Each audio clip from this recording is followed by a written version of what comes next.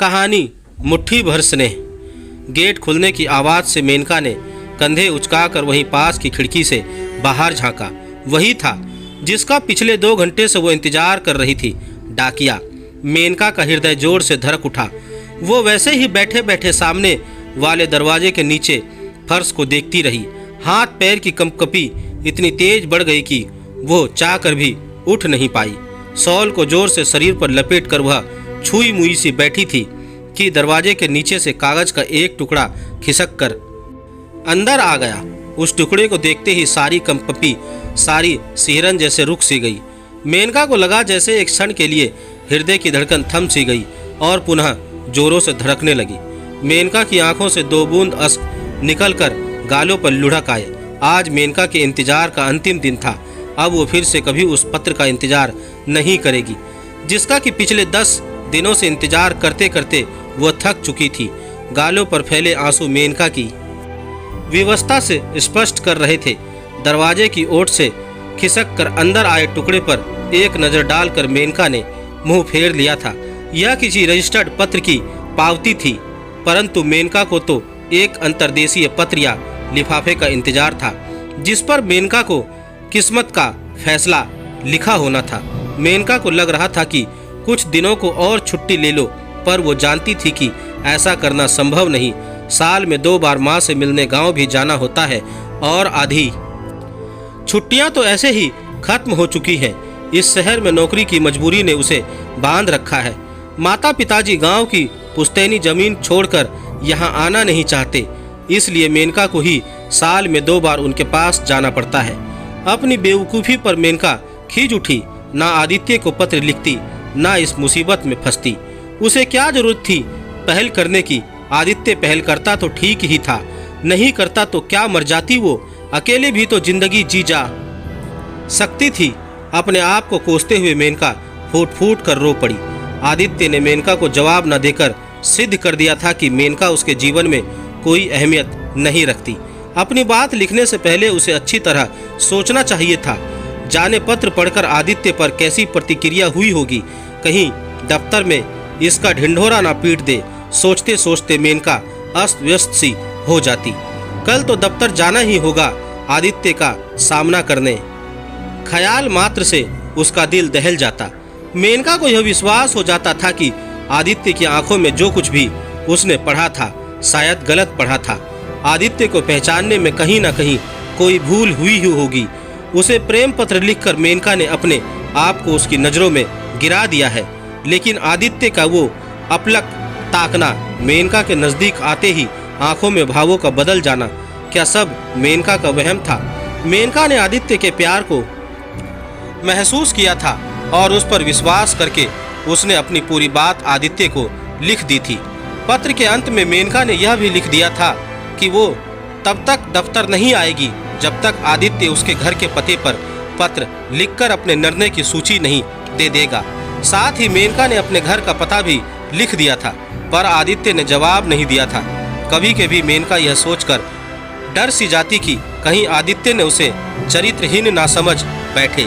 मेनका के दिल का बोझ बढ़ता ही जा रहा था कि अनायास ही उसे आदित्य का मुस्कुराता हुआ चेहरा याद आ गया और एक झटके में मेनका की सारी पीड़ाएं मानो खत्म हो गई।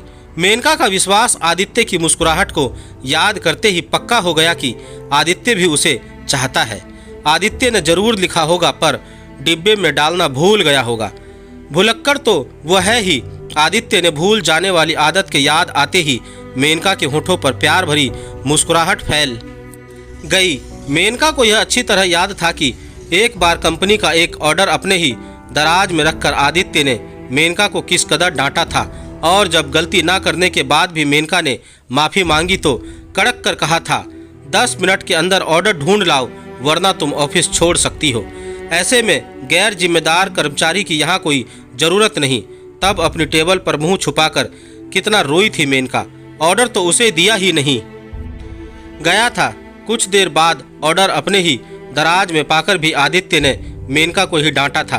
बेवकूफ़ कहीं की, जब गलती की ही नहीं थी तो माफ़ी क्यों मांग रही थी? अब तुम रोना बंद करो वरना मैं अपने आप को कभी माफ़ नहीं कर सकूंगा। और मेनका चुप हो गई थी। आदित्य का हर अंदाज दिल हरने वाला होता था, इसलिए तो मेनका भी दीवानगी हो गई थी। आदित्य सावले चेहरे, सरल व्यक्तित्व और साधारण सी कद काठी का पुरुष था। उसके होठों पर हमेशा एक चिर परिचित मुस्कान रहती थी। कई बार जब मेनका सब कुछ भूल कर उसे ताकती तो वो झेप सा जाता था, पर होठों की चिर परिचित मुस्कान गहरा जाया करती थी। पहले मेनका आदित्य को प्यार नहीं करती थी, बस देखती थी और बंद सी जाती थी। तब उसे आदित्य अच्छा लगता था, सिर्फ अच्छा।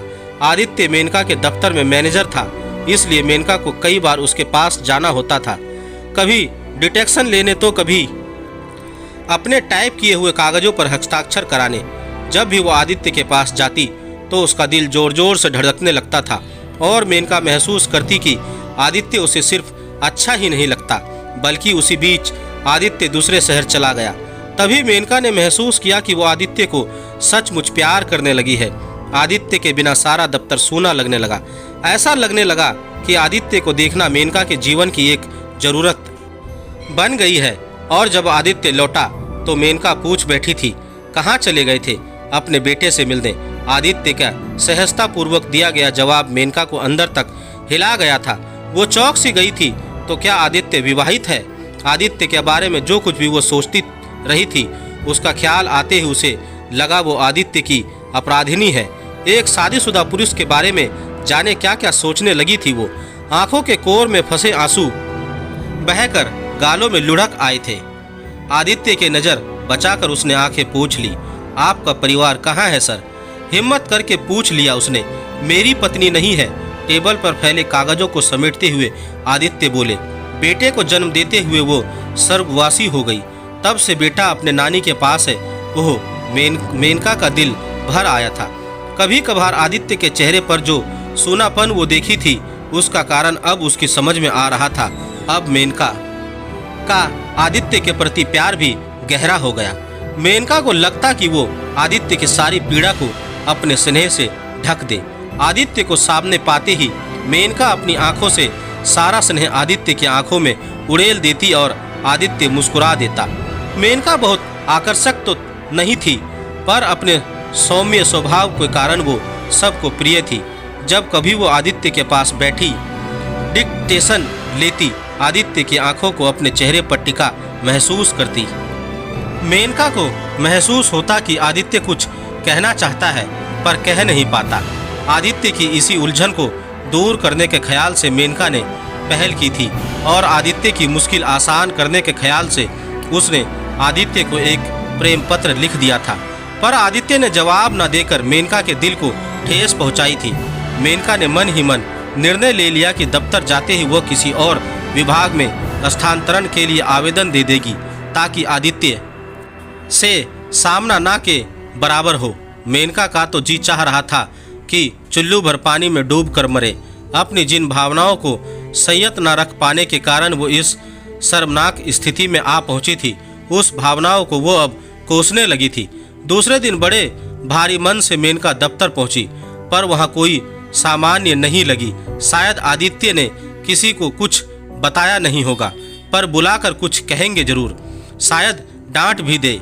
मेनका ने सोच लिया था कि वो आदित्य की पूरी नाराजगी को चुपचाप सह लेगी और आदित्य से यह प्रार्थना करते हुए कि वो यह सब बात किसी से ना कहे, स्थानांतरण का आवेदन पत्र उसे सौंप देगी। तभी चपरासी ने आकर सूचना दी, आदित्य साहब बुला रहे हैं। मेनका पसीने से तरबतर हो उठी, जाने क्या कहें। मेनका की आंखें बह आई, सारा शरीर मारे भय के कांप रहा था। अपने उपहासित होने के ख्याल मात्र से मेनका का चेहरा सफेद पड़ गया था। आदित्य के कमरे में प्रवेश करते हुए उसने देखा आदित्य हमेशा की तरह फाइलों में चेहरा छुपाए बैठा है। मेनका के पास आने का एहसास होते ही उसने फाइल बंद कर दी, पर चेहरा तब भी टेबल पर झुका हुआ था। बैठ जाओ। वैसे ही सिर झुकाकर आदित्य ने आदेश दिया। सहमी सी मेनका पास की कुर्सी पर बैठ गई। छुट्टी क्यों ली थी? आदित्य ने रोबीली आवाज में पूछा। बीमार थी। मेनका ने ऐसे आवाज दिया मानो पूछ रही हो, क्या तुम नहीं जानते?